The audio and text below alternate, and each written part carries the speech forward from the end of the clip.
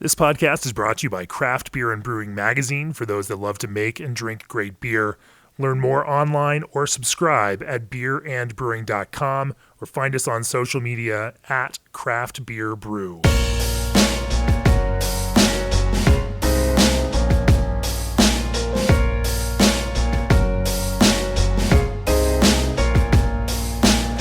Welcome to the Craft Beer and Brewing Podcast. I'm your host, co-founder, and editorial director of Craft Beer and Brewing Magazine, Jamie Bogner. My guests on the podcast today are Derek Gallinosa and Corey Meyer of Moxa Brewing in Rocklin, California, the greater Sacramento area. Welcome to the podcast, guys. Hey, thanks, Jamie. Thank you. You may know Derek. We've written about him in the magazine in the past for one of his former gigs. We won't need to talk about that because he left it right after we wrote the story. And by the time the magazine was out, he'd already announced that he was going to brew for Moxa. Thank you for that, by the way. Yeah, many apologies later. I'm glad we could finally sit down and talk about John it. Hall still holds it against you. He's glaring at you from the back right now. Oh, yeah. He's giving us the evil eye right now. Yeah. But no, thank you for joining us on the podcast. You've developed a reputation for brewing some really interesting, creative, and forward-thinking both barrel-aged beers and pastry or adjunct-inspired beers, doing a lot with coffee and other ingredients. And I can't wait to talk to you about that. Yeah, let's go. But first, as the brewing industry's premier choice for glycol chilling, G&D Chillers has set the standard on quality, service, and dedication to their customers' craft. For 25 years, G&D has led the way with innovative solutions that match the brewing customers' immediate and future needs. With a wide selection of custom-built chillers, G&D offers the Nano Chiller, the perfect solution for nano breweries, all the way up to the larger capacity units like the Vertical Air Chiller, built for high-volume operations. Contact G&D Chillers today for your chiller sizing needs at 1-800-555-0973 or reach out online at gdchillers.com. Also, the SS Brewtech founders launched with a very clear goal to advance brewing equipment design, performance, and quality to the very highest standards in the industry, with a team that draws upon strong functional backgrounds in brewing science, mechanical engineering, and industrial design, supply chain, and manufacturing. SS Brewtech has the people and skill sets you want and expect from your supplier of pro brewing equipment. Head over to SS Brewtech for more information on their brew houses and brewing gear. Cool. Derek and Corey. So let's talk a little bit about how you have developed your own approach to beers you're best known for, which are generally adjuncted stouts of various kind. What led you? And obviously, you make a whole bunch of different kinds of beer. You really love brewing Pilsner. You love brewing hoppy beers, and yet it's really been those adjuncted stouts that have put Moxa, first Abnormal, and then Moxa now on the map, with you manning the brew house. What brought you to it, and what excites you about brewing beers in those styles? I think it was just having something that was a little bit different, a little bit out there, and creating different flavors and layers of flavor from a base beer. I have a lot of chef friends, and also the previous brewery was in a nice restaurant, taking the inspiration from the culinary world and seeing what they could do about putting flavors together. I want to take into the brew house and do that with some of and making beers just a little bit more exciting. So it really kind of stemmed from just having that need to create a different style, a different flavor, and just kind of jazz up a bunch of different base styles. Jazz it up. When you say exciting, I mean, what makes those beers more exciting? Well, if you think about when people release a bunch of different variants, what goes first? It's usually the ones that have all the crazy ingredients of it, different flavors, additions. That's why not just make those in a sense? Why is that the thing for consumers? Why do consumers get drawn to that? Is it because it's the rarest of those releases? Is it because or is it because there's some interaction of these ingredients that people find compelling? Or do they have this kind of touchstone to these things because they're familiar with these flavors from other non-beer beverages? I think with over 7,000 breweries in the country, that need to stand out and be relevant and put a little bit more effort into your beer, I think goes a long way and really shows with the sales of those particular beers out there. And it takes about twice as long doing those treatments. But I think it's something that we're really proud of producing, just having those flavors that would normally not be in the beer and making them work in the base styles that you're doing. Let's I'd love to kind of delve deeper into this, and I think the first place to delve into is how do you construct a base stout that can stand up to these kinds of heavy ingredient treatments, that produces the right kind of flavor complement to them, but doesn't overstep them. At the same time, doesn't get overpowered when you start adding things that have other perceptions of that may heightened perceptions of sweetness in and of themselves. So where do you start then with that kind of base beer? We start backwards. So what's the goal, the end goal of this beer? What additions are we trying to add? And then we create a base style for that. For each different one with the additions that you plan for it? Yeah, where we want the finishing gravity to be, also the roast profile, and the ABV. All those elements kind of go and interact with what you're trying to add into the beer. Okay. So if we're going to add coffee, then we'll make it we could have a little bit of a sweeter base style because coffee has cutting elements. Same thing with cacao nibs. And then when we actually add maple syrup or vanilla or coconut, which has kind of a sweetness or perceived sweetness, then we'll dry out the beer a little bit more, knowing that we're going to have that. So the whole goal is to have a drinkable big beer that's not too sweet, not too dry, just kind of you get all the flavors and certain. When you're building those kind of grist bills, I mean, you're talking about relatively small changes because you're talking about very strong malts. Like how much in that grist bill would it change with a roastier malt versus a more chocolatey malt or some of those characters? So if we're adding coffee, that will have that roast characteristic that we're trying to add to it, and depending on how much coffee that we're going to add, will depend on how much roasted barley or roasted grains that we're going to add in the base beer. So knowing that our end goal is a coffee beer or something with some roast elements, then we'll kind of dial it back at the beginning, knowing that it'll kind of add to that at the end. A couple of percent or 5% or? I mean, we're going down, it's 1%, 0.75. I mean, we're going for roasted barley, it's 1.8% or so of our grist bill. We'll probably cut that in half or so. Okay. But the changes and differences from beer to beer may be as much as 10 to 20% of the grist, depending on how we really want to take that beer towards the end goal that we have in mind. Do you make base malt changes for the same kind of reason, or you stay pretty consistent with that? Yeah, we've really experimented with quite a few different base malts, especially when we do the collaborations that we do. We really try to incorporate what the visiting brewery, what they like to use, and try to incorporate our recipes together and make something unique. How much does that change the profile of the end beer? Sometimes we do want to add, say for example, our base malts would be 2-row. Maybe adding a little bit maris otter would kind of have a little toasty characteristic to it. And once again, going back to working backwards, depending on what the end goal is, do we want that extra toastiness to it?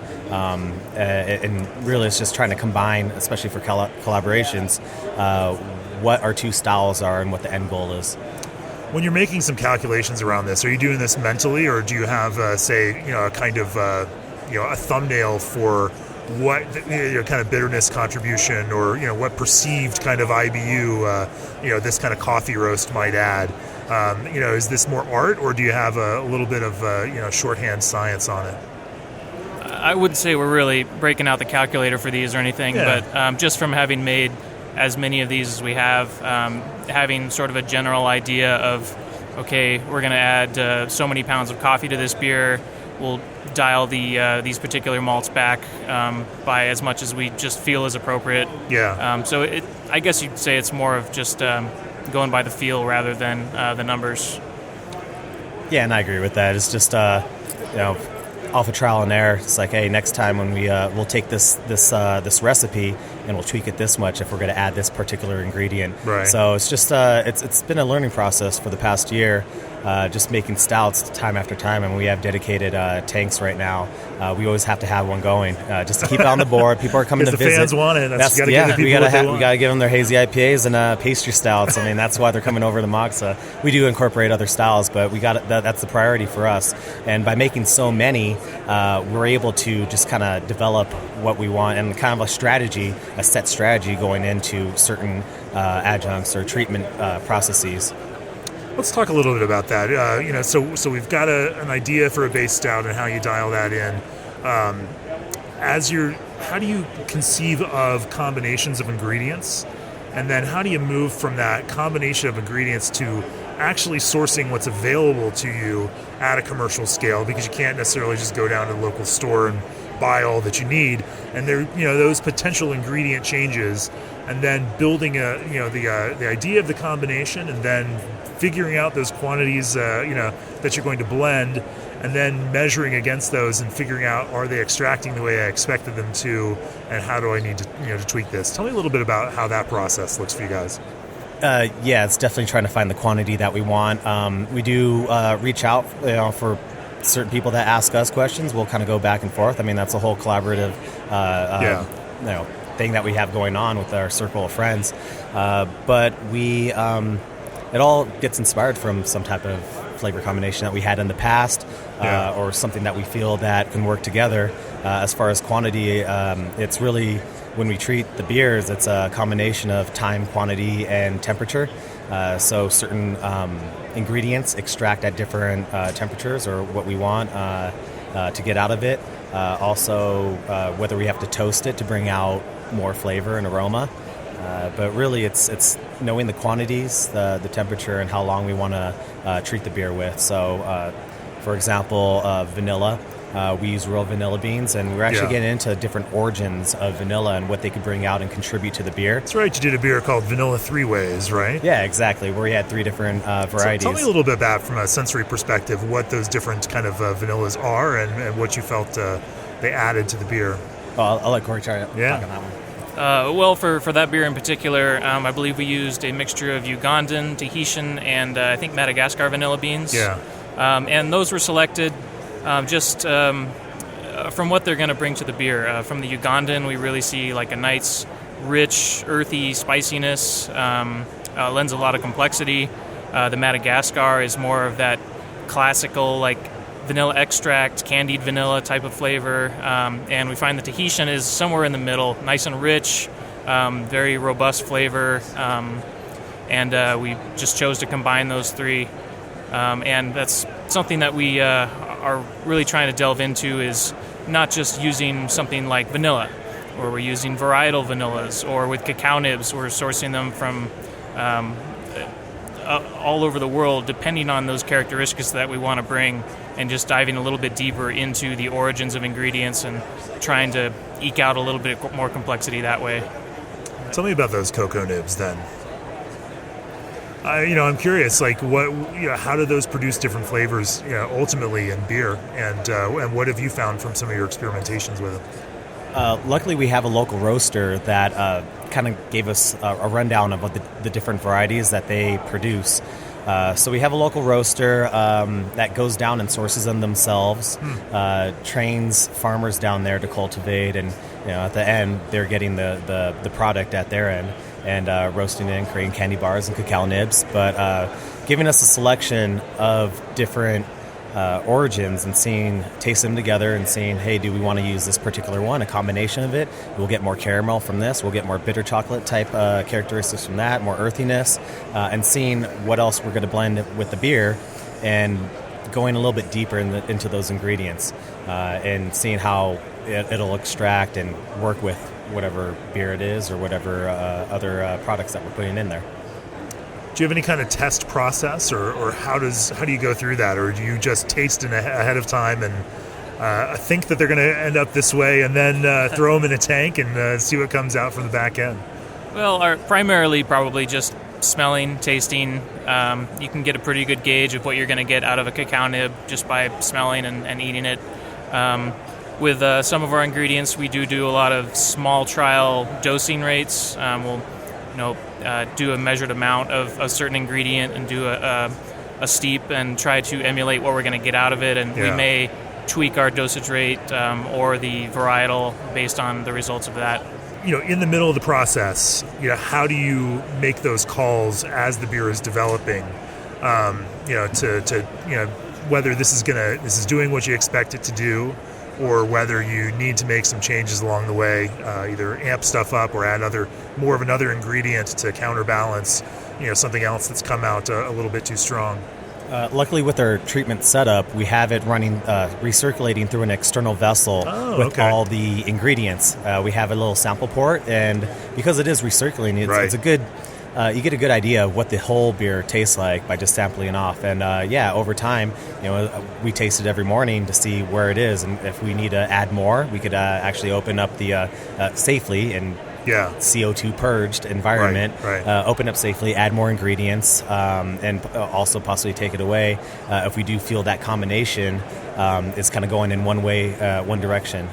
So one of the recent one was, I think the vanilla three-ways, we added more vanilla to it, just because like, hey, because if it's going to say vanilla on the label, it's got to taste like vanilla. Exactly. Yep. So if we came in, I was like, it's been a few days, not getting as much vanilla. Let's add more.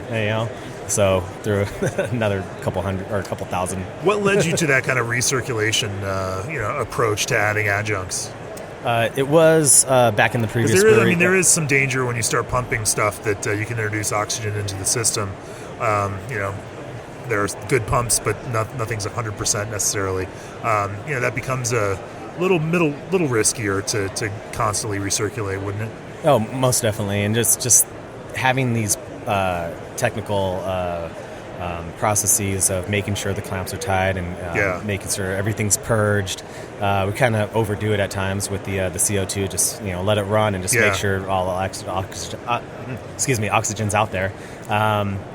But it's just being careful and really keeping that in mind because it's a true danger. You're working with the entire tank of, expensive stout or kettle sours that we treat, and we got to make sure that we're not ruining the beer. So it's really just being mindful of what we're doing and no shortcuts. Yeah. Yeah, it's definitely something that's always kind of in the back of our mind and can be a little scary at times. And we're here at CBC right now, actually shopping for a gentler pump and a better infusion vessel, and just trying to step up those little incremental things that we think we can do better. No, that's interesting. Versus just adding straight into a tank, or how does using that recirculation vessel improve the overall extraction or shorten the time of that, or one or both of those reasons, the point of doing it that way? It's really just the agitation of it, just pumping it through and getting some movement. You can do it in the tank, and you can roust a tank. Yeah, you with can CO2 burst it. Also. Yeah, you can do that. Do that same. Why go into that kind of recirculation approach? We can add a lot of ingredients, and also the yield would be better as well.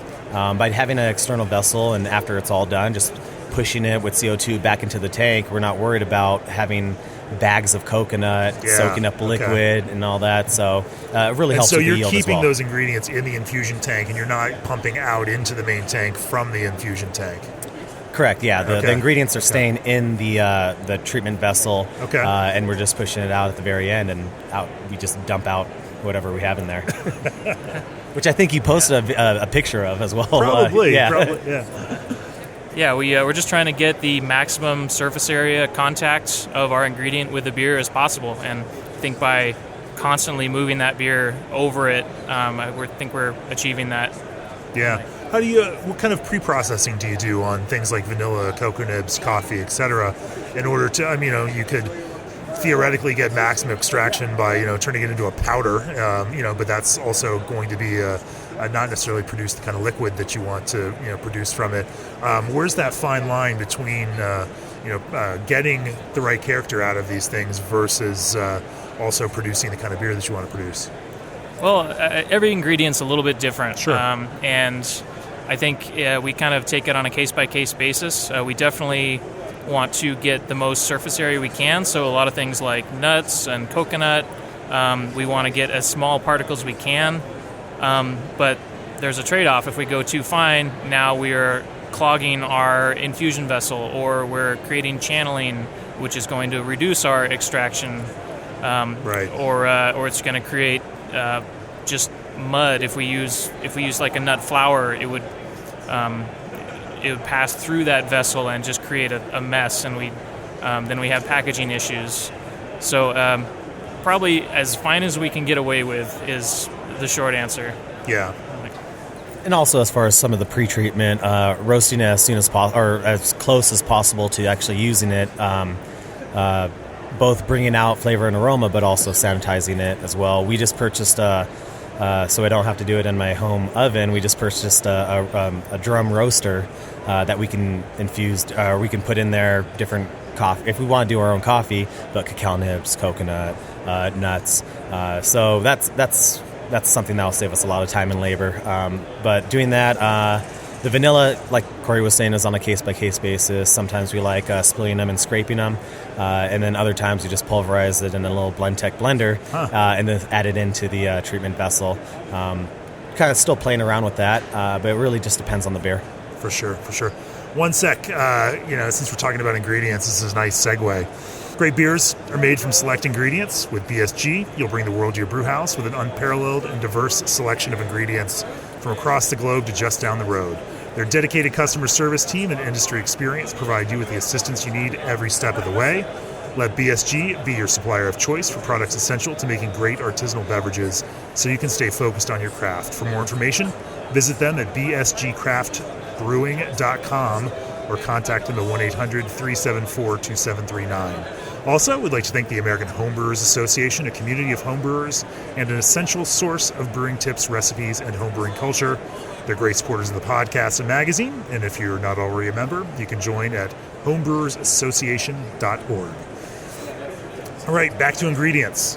I find this fascinating because, I think you all have an experience of using such a diverse, range of ingredients, in a way that's, pretty progressive, and that you're learning in a way that a lot of other brewers don't have the same kind of breadth of experience with. They brew fewer of these beers, and so it's kind of fascinating to delve in and see how you guys use these. Tell me about one of your an interesting failure or mistake that you've made with an ingredient that you learned from, and something that you'll never repeat. I don't know if we do it on our scale because we do small dosing kind of trials. Okay. So if something doesn't work out, and there's a few things where like for example, we were kind of testing out candy cap mushrooms, which has a kind of like a maple characteristic to it, and like that'll be pretty interesting. But when we were dosing it and making like a little tincture and adding it to beer, it had great maple characteristics, but it also had heavy mushroom characteristics, which is not exactly what we were going for. So we kind of, to lower the risk, do small trials. So there hasn't been really a big failure. Maybe some adjustments down the road or during the treatment, but as far as complete failure, I don't think we're taking those risks. Are there any ingredients that you won't use again? Won't use again? Well, we learned maybe to not go so heavy on tart fruit. Okay. We did a beer last year that was extremely high rate of raspberries, and ended up being somewhat of a tart stout, which is a little out there. Some people loved it, some didn't so much, and but that's sort of the challenge of trying to always brew the next new thing and keep it interesting, trying not to just rehash the same 6 ingredients in these beers, and it definitely involves a bit of experimentation. And you mentioned earlier about some of the stouts maybe not taking the path that we'd envisioned for them, and we certainly had a few that maybe weren't heading in the right direction. It may have ended up too sweet, too dry for the treatment we had planned for it. But then we just go back to the drawing board, assess the beer, and sort of make a new plan for it and take it in a new direction. And I can't say we've had any serious failures by following that method yet. Another one is we always try to use real ingredients. I mean, it's going to be the longest lasting, most memorable, and it shows the effort on our end of using real ingredients. And one of them was recently hazelnuts. So we did use hazelnuts. We used it at about 7 pounds per barrel, and which was a lot on a 20-barrel tank. And the flavor, it was nice and nutty, but it wasn't necessarily hazelnut coming out. So once again, those were toasted at my house, and 150 pounds of it. And that took a long time, and to see that it didn't really show as much compared to the other ingredients, or say, for example, almonds, which we love to use. at about the same rate, and those come out a lot more. Maybe hazelnuts will kind of throw out the heavy rotation and just kind of a once in a while thing. So not necessarily failures, but just kind of learning experiences. We still believe in the beer and still great, but maybe down the road we'll take a different route. Absolutely.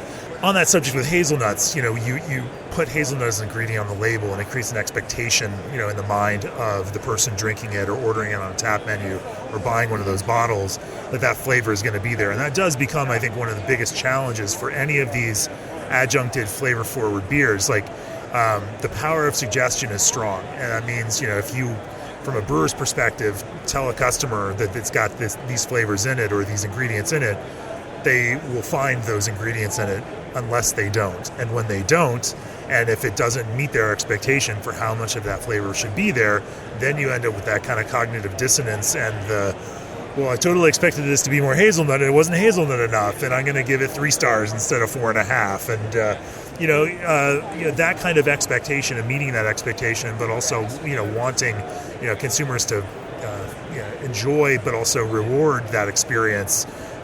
Because a brewery like you does pay attention to those ratings and how people respond to it. How do you kind of manage that expectation? And then when there is that kind of gap, communicate about that. I think it's strictly through the marketing and setting up people's expectation of what they're going to taste. Right. Yeah, because you're right. They're not going to taste it unless you tell them. So tell them what you expect them to taste. So for the hazelnuts, I coach breweries on this all the time through our brewery workshop events. Like, the power of suggestion and the language that you use to describe this beer is incredibly formative and will impact. And if you go back and triangulate against and read people's reviews of them, they will mention the things that you tell. Like, the power of suggestion is so strong in all of these kinds of descriptions. And that's both empowering and a huge responsibility from a brewer's perspective to make sure that they're delivering on those kinds of things. Yeah, for the hazelnuts, we said real hazelnuts, and we described the flavor that we were getting. It wasn't coffee or hazelnut coffee type flavor. It was a certain nuttiness and a richness, and we felt like it had a different mouthfeel to it, rather than just that classic hazelnut coffee kind of like in your face. No, it was more subtle. It wasn't the Italian extract insert that they pump into your coffee. No, it exactly. was right. Or the vanilla, we emphasize the temperature in which you should drink it to bring out more vanilla. So they're like, if you're drinking it too cold, maybe that will be hidden. So we gave the power of suggestion to, hey, warm it up. Enjoy it at this level or at this temperature. I think the other thing you said there that was important is you described the flavors. This is again something I think that's also incredibly important for brewers out there, to not necessarily just talk about ingredients, but also talk about the sensory and the perception. I think that's our responsibility as a brewery to kind of explain the story behind it. We take so much time and effort to produce these beers. We want to give the customer all the information about it, so when they're breaking out that bottle and during that special occasion, they know a little bit more about it than just the style and the ingredients. We want them to give them tasting notes. So all of our, or just about all of our Untapped profiles for each beer is a pretty lengthy description of the beer and the processes and what to expect. Who writes all those? I do. We definitely we try to be transparent and educate our customers that, hey, we're not using vanilla extract, hazelnut extract. Right. We don't use maple extract. These beers aren't going to taste like those beers that do. And if we can educate and reach our consumer and let them know that this is exactly the kind of beer that we're putting out, and this is what you're going to experience, I think that there can be an appreciation for the real thing. Yeah. Let's talk a little bit, about barrel-aged beers. I mean, this is something that you drove some hype for back in the Abnormal days, Derek, with those and the beers and the like. And it's something that you're now doing at Moxa as well. But you have a very,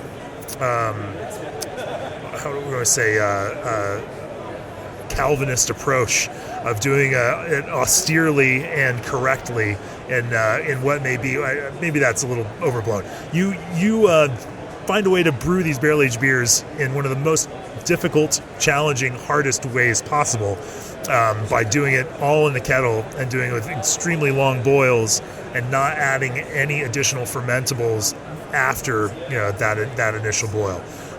which leads you to things like crazy long boil times, which also create other challenges as you're developing a beer and recipe, because long boil times certainly beat up malt and change fermentability. Talk to me a little bit about your approach to building these base beers for barrel aging, and how and why you've settled on the approach that you have. So the goal with Moxa was to really get a lot of different beers in the barrels into different barrels, so we could blend after the fact. After it's done, we could kind of get how kind of sour producers blend their sours. We want to do that with stouts, so taking a little bit more of a stronger barrel presence from this, and then a more of a sweeter presence from another barrel. So each one of those different tweaks in those base recipes, we would put some of the initial stouts in the barrels, but now we're creating a different base stout specifically for barrels. So it goes in a little bit sweeter, so we can have within a barrel, it kind of thins out a little bit. So having a little bit sweeter, it can kind of balance out over time to where the barrel presence matches with the viscosity, and we could use that in our blending efforts. It's really just creating variety. So in the back end, we can have a lot to just pick from, and with our once going back to the creating beers in reverse, knowing that we want to create a barrel-aged beer with these certain ingredients, let's pick out barrels that are maybe a little bit drier, a little bit sweeter, roast characteristics. So just having variety is what we kind of strive for at Moxa. When you say it now, your base barrel-aged stout is going in sweeter. What's your gravity goal for stuff going into a barrel? For the barrels, we try to shoot in the high teens generally. High teens. We've gone as high as I think 19. That's maybe God. A little bit more than we intended to, but we're gonna give it as much time as it needs, and see if it will mellow out. All right. So, going into the barrels, where's it going into the barrels? The high teens going in, and then they may thin out a little bit over time as they age. Maybe a tiny bit of re-fermentation, or what gravity are you brewing these to start with, in order to kind of build these these bigger stronger beers pre-fermentation? Pre-fermentation, we're around 35, 37, but we have barrels with beer that finished at about 6.6. That was because we were back sweetening at the end with maple syrup, real maple syrup. So we wanted to have a little bit of a drier base, and some of that beer went into barrels just to see what that does and how we can blend that into other things. So just having a variety on the board and within our barrel program is what we wanted to do. Yeah, when you're adding something like maple syrup as an ingredient to that beer, there's always the potential for additional fermentation if there's any yeast left in there. What kind of process do you take to prevent that from happening and ruining a maple addition? Well, we had an idea early on that we wanted to attempt a big maple stout, and the plan was to just make it a huge beer. We're going to completely exhaust the yeast running through that wort, and by the time we add that maple in, we definitely gave it plenty of opportunity to re-ferment, and it just didn't. Just because it was already at an ABV that was pretty toxic to the yeast, and that beer was 17% by the time we added the maple in. It hadn't seen oxygen for maybe a month at that point. Okay. And I think that yeast just never had a chance. Are you doing any kind of temperature manipulation and crash stuff out, or is it just doing it? Yeah, we drop the temperature a little bit just to kind of help the yeast flock out. Yeah. And then we'll transfer into a bright tank, add some maple syrup, and just kind of give it a couple days, see under pressure, and see if the pressure raises. And if there's any off gassing or whatever, we just let it hang out for a bit. But what we noticed was not a lot of fermentation, and the flavor characteristics was like mouth coating maple. You didn't get a lot of the aroma because it was real maple syrup. It wasn't any extract, and that wasn't really the goal. Was to have a big maple aroma, but it was the taste. It was the taste that we mixed. That's pretty much sugar. Yeah. Maple was mixed with. I think it was coconut, coffee, and vanilla. So all those combinations with the 17% Imperial Stout really came together to where it was drinkable at 17%, which is kind of crazy. But it actually worked. People were like, "This does not drink like this." Well, because we used the finishing gravity. It was a low finishing gravity, but back sweetened with maple syrup, Right. which kind of helped with the high ABV, and everything all balanced out, and it worked out well. It's Any one of our- any packaging issues? I mean, that's always the fear when you have still fermentable stuff like that. That something happens or somebody decides to put it in their 80-degree car, and a little bit of rogue yeast starts doing its thing. We definitely did give that one a few extra weeks in the tank, just to try and encourage any re-fermentation if it would. That beer's been in the bottle for 6-8 months now. No bombs yet, so I like to think that we're successful. Yeah, that's a question that a lot of brewers face. You put beer into a package, and there are different expectations from consumers for that. It's hard to say, hey, you got to keep this one cold. Although with your hazy IPAs, they should definitely keep that cold. If you put it in a crowler, and somebody, you would find people sitting on crowlers or cellaring crowlers now for a year or 2 years, and it makes me just want to pull my hair out to see that kind of stuff.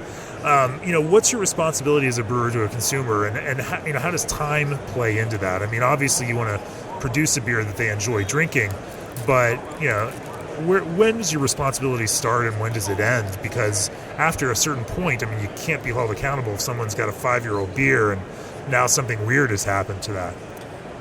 I think it's with their packaging, all the bottles say drink fresh, because certain ingredients that we want you to taste will fade away. So that's our recommendation, is to drink it fresh. Yeah, some you may want to age longer, but understand that that's not our expectation. Our expectation is to enjoy it now. With the crowlers, we do say drink within 4 days on it. Yeah. So that kind of falls, the responsibility is on the consumer to drink it within the time period that we give them. If they go beyond that, just having the expectation that it may not taste how we intend to, and that's not our fault. But also, we with as far as the re-fermentation and all that, we're just going to assume that people age things a long time. So having a stable product is the rule for us. That's kind of a hard rule. Like, we don't want bottle bombs. We don't want exploding crowlers. We're not going to put fresh fruit into crowlers, and that's not our thing. That's not our thing. Because we don't want that coming back at us. So just keep everything nice and stable, and we'll all have a good time.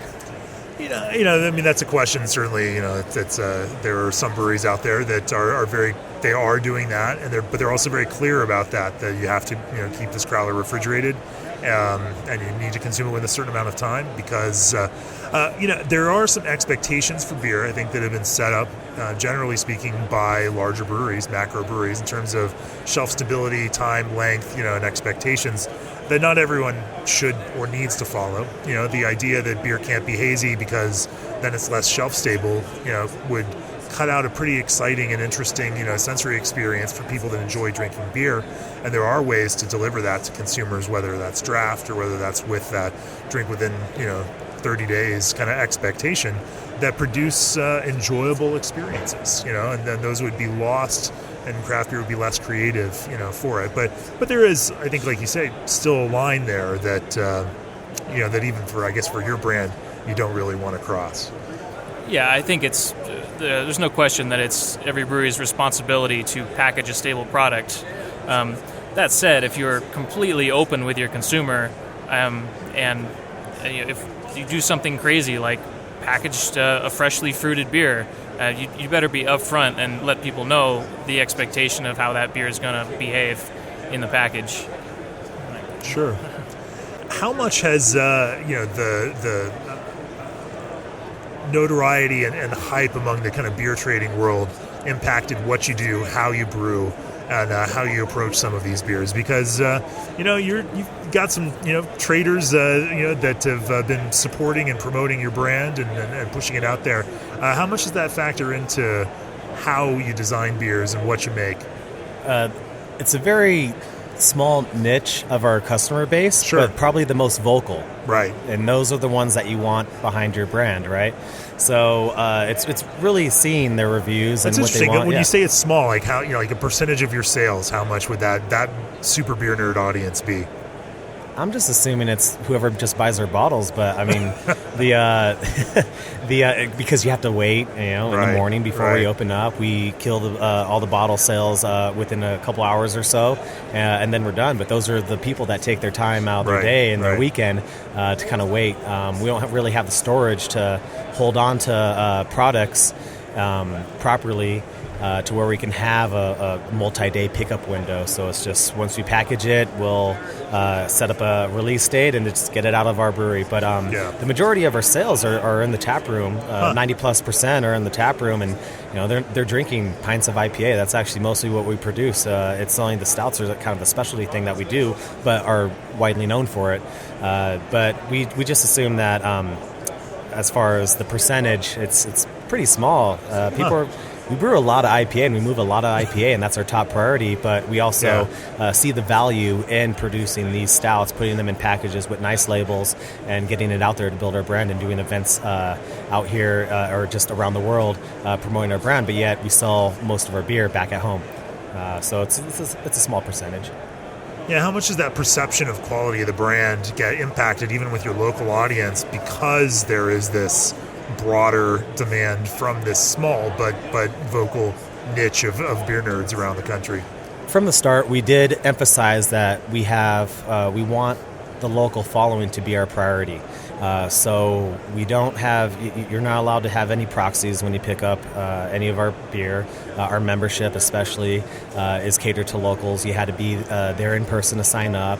You have to pick up everything in person. So it kind of takes away some of the people that just kind of drive in for those specialty things. We want our members and our crowd that comes in to be within a certain radius around our brewery. So the focus is being local, and by explaining that, I think there's a greater appreciation that the majority of what we make is for them. Yeah, we do send out things here and there, but it will always also be tapped at home for our main customer base. I find it an interesting one, and I've talked about it before in articles we've written. This idea of marketing nationally to sell locally. The way that used to be is for the last 80s through the early 2000s, that meant sending beer to GABF to potentially win a medal for it, or World Beer Cup after that. And that was your marketing nationally to sell locally. If you won a medal, it was something you could take back to your local market, and your local press would be excited that now their local brewery had gained some acclaim from national judges. What I'm really fascinated by today in beer, and that's really popped up over the last 4 or 5 years, is we've got two different networks of notoriety now in addition to that, and that's either the internet trading market, which is also highly connected, which moves products up and down very quickly, but also the brewery peer market. Where validation for that your brewery, and the quality of what you do is not just, validated by external judges and awards. It's also validated by who you collaborate with and the quality and perceived quality of those breweries.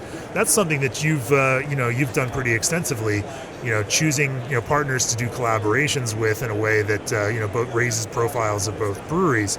Tell me a little bit about that strategy that you employ. I think what's great is these invitationals. It's kind of like the same circuit of brewers that go into different markets. How do you break into that? How do you even get connected and start into that? That's the fascinating piece. Where is that entree into this level of brewery? And there are different, I think, circles and spheres within those breweries of folks that work together in certain ways, and then there are some breweries that are working across those various networks. And at some point I want to chart out all of these collaborations and how they intersect and see, because there are some kind of spokes or hubs, with a lot of spokes radiating out from them, and others, satellites and different networks here. It's kind of fascinating to watch and see how all that happens. Yeah, I get a lot of people saying oh, how do you know these people, or how can I get these beers at my bar? And it's really go out and meet them. Yeah. Go out to where they are and have a drink with them and network. And then down the road, Right. it takes time, not immediate, but build those relationships slowly and get out there and drink. Get out there and be on the bar stools. Yeah. And get to know the industry, the market, your customers in person. And that's, it takes some effort. We have Yeah. a crazy travel schedule, but yet every place that we go, we see some spark an interest from that particular market and people that thank you for coming over to their part of the world. So it's really just putting in the effort to really get out there and be face-to-face with the customer and explain your product and promote your brand in person. And What's that brewery budget line item look like for travel to external festivals, to places where we don't sell any beer, but somehow this is going to to improve our bottom line? I mean, that's a weird expense to incur. It's highly risky. The budget for, Yeah. right? But luckily, because of that, we get to sell Yeah. 90+% in-house and have higher profit margins to allow us to have these opportunities to accept these invitations and go out there and participate in these events. So it kind of works hand in hand. But yeah, it's kind of crazy. It's not every brewery has that in their marketing plan, but we do. And you're not even the worst. I mean, I was been watching Mike Palin of Microphone and his travels over the last 7 days. It's been absolutely insane. Yeah, we were in New York, and he's like, "Oh yeah, today it's our second location's opening." Like I was like, "Today?" I was like, "Why aren't you there? Why are you in New York?" Yeah, So him. The thin back guys, the Equilibrium guys, they're everywhere. They're everywhere. Yeah. I see them way too many times. So what's next on the horizon for Moxo? What are you excited about, and where is your thirst for innovation taking you next? Well, we're at the point right now where we're just starting to see some growing pains at our original location. We're looking at expanding in our local market as soon as we can. Hopefully increasing production a little bit. Something I think we both have a bit of a passion for is making true sour beers, and we really look forward to when we have the facility that enables us to do that. True sour beers. Well, we do a lot of kettle sours now, Okay. which are fun, and we like playing with those. Are they not true? Kettle sours aren't true? Well, they have acid in them. But No, I'm just giving you a hard time. a barrel-aged sour with the complexity that comes with it. Sure. And hopefully expanding our barrel or our spirit barrel program greatly as well. And storage is a big problem for us right now, and hopefully we'll be able to expand all our capacity and move into new territory soon. Yeah, really, I think it's just the focus is getting the beer out there more to more consumers beyond just our tap room. So opening up a second location, having a little bit more accounts, because we have a lot of people that constantly ask for our beer, and we have to build a wait list because the tap room is the priority. And so being able to have these people that have been asking for since we opened or before we opened to get some beer in their hands and kind of make that connection and just getting it out there, reach new customers, I think is the goal right now. I think as we do that, of course, the innovation and that passion for creating great product and better product is going to continue, but really just making more of it and utilizing our brew house more often, because we're maxed out on our fermentation space, but yet we're not necessarily brewing every day. So once we could expand or find storage for all the barrels that we have around our brewery, we can expand our brewery and produce more beer for not only a second location, but additional accounts. That makes sense. Are there anything on the creative and brewing side that, in addition to traditional sour beers, that or any ideas that you're looking forward to pursuing? I think, and that comes with us being here at CBC, is looking at products or equipment that will allow us to extract more flavor and aroma or keep more flavor and aroma in our beer. Just seeing what this industry has to offer as far as innovation, brewing these particular beers and these treatments. So I guess that's a good point. I mean, some of the equipment gets designed and built and iterated and improved because there's a demand for brewing specific styles of beer. And some of this equipment didn't exist 10 years ago because there was no demand or need for it, because nobody brewed these styles of beer. Or if they did in very small ways and there wasn't an expectation of intensity.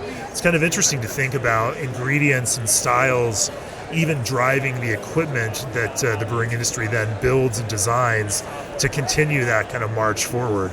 Yeah, of course. If there's a demand for anything, there's really opportunity to produce whatever product or equipment. And I think that's what we're here to find, to see if who has responded to that demand and to make better product and, it could catch fire. Well, come out and check you guys out in another 6 months or so and see what you purchased and see how it's working for you. And in the meantime, we'll just send you some beer so you can drink it at home. No problem. I always enjoy it. Well, Derek and Corey, thanks for joining me on the Craft Beer and Brewing Podcast. Really appreciate it. Thanks, Jamie. It's been a pleasure. I want to thank our sponsors, G&D Chillers, S&S Brewtech, the American Homebrewers Association, and BSG. So guys, if people want to learn more about Moxa, where can they find you? You could start following us. We have Facebook and Instagram. It's MOKSA. MOKSA Brewing on Instagram, and you can find us. Just search it in the search bar for Facebook. But we're on those two platforms for social media. If you want to come visit us, we have way more beer at our tap room, and that's located in Rockland, which is 25 minutes northeast of Sacramento, on the way to Tahoe. North Lake Tahoe. So we're not too far outside of Sacramento, hour and a half from the Bay Area. We're pretty accessible, so come give us a visit. Cheers, and if you've enjoyed this podcast, we hope you'll hit beerandbrewing.com and click on that subscribe button and join us as a subscriber and supporter of the magazine and by extension the podcast. Cheers, Derek and Corey. Thanks for joining me. Thank you. Thank you. This podcast is brought to you by Craft Beer and Brewing Magazine for those that love to make and drink great beer. Learn more online or subscribe at beerandbrewing.com or find us on social media at Craft Beer Brew.